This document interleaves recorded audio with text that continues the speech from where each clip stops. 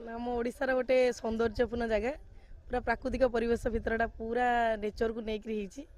ଏତେ ସୁନ୍ଦର ହେଇଛି ଭିତରଟା ତାପରେ ଏଇଟା ଶୀତ ଦିନ ଏବେ ଚାଲିଛି ପ୍ରାୟ ବହୁତ ଲୋକ ପିକନିକ୍ କରିବାକୁ ଆସୁଛନ୍ତି ଆଉ ଭିତରେ ପୁରା କୁମ୍ଭୀର ମାନେ ଖରା ଖାଉଥିବାର ଦୃଶ୍ୟ ଆର ଭଲ ଭାବେ ପୁରା ଦେଖିପାରିବେ ପୁରା ନଈର ସେ ଦୁଇ ପଠା ଯାକ ପୁରା କୁମ୍ଭୀର ମାନେ ଖରା ଖାଉଛନ୍ତି ଆଉ ହରିଣ ମାନେ ବି ଘାସ କଅଁଳିଆ ଘାସ ଯେଉଁ ଓଦା ହେଇଯାଇଛି ସବୁ ଜୁଆର ଛାଡ଼ି ଯାଇଛି ଆମେ ଯେତେବେଳେ ଯାଇଥିଲୁ ସବୁ ପୁରା ଘାସ ଚରୁଥିବାର ଦୃଶ୍ୟ ବି ଦେଖିଲୁ ଭଲ ଭାବେ ଆଉ ପକ୍ଷୀ ବି ବଗ ଢାଉକ ଏମିତି କେତେ ଗୁଡ଼ିଏ ପକ୍ଷୀ ମଧ୍ୟ ଦେଖିଲୁ